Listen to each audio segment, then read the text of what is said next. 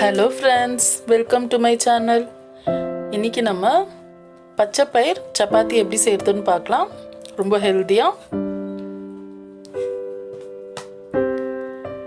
இன்னைக்கு நான் 1 கப் பச்சை பயிறு 3 மணி நேரம் ஊற வச்சு இத வேக வச்சிருக்கேன். இப்போ இத நம்ம மிக்ஸில சேர்த்து அரைச்சிக்கலாம்.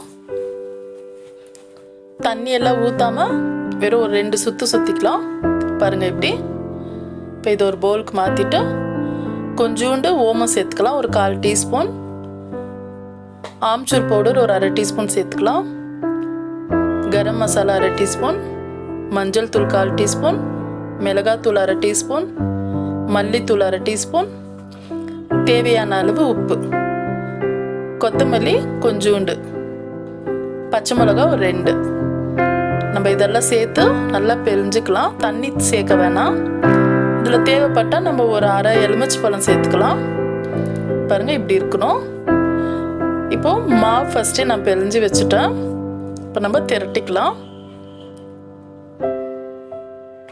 இப்போ இதை கொஞ்சமாக திரட்டி நமக்கு எவ்வளோ வேணுமோ 1 ஸ்பூனோ 2 ஸ்பூனோ இதை உள்ளே வச்சுக்கலாம். ஆலு பரோட்டா பண்ணுற மாதிரி தான், ஆனால் இது ரொம்ப நல்லா டேஸ்ட்டாக இருக்கும்.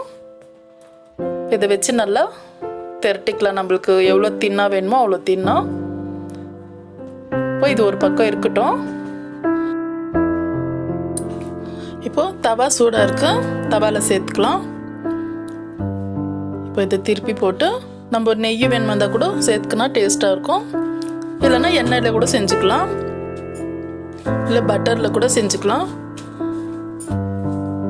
2 பக்கமும் எண்ணெய் சேர்த்து நம்மளுக்கு அவ்வளோ சாப்பிட அவ்வளோ டேஸ்ட்டாக இருக்கும். இது பச்சை பயிறு நம்மளுக்கு சத்து உள்ளது. பாருங்கள் இந்த மாதிரி செஞ்சுக்கலாம். இப்போ இன்னொன்று சுட்டு காமிக்கிறேன் பாருங்கள். நம்மளுக்கு ஒடியாது, நல்லா அழகாக வருது பாருங்கள்.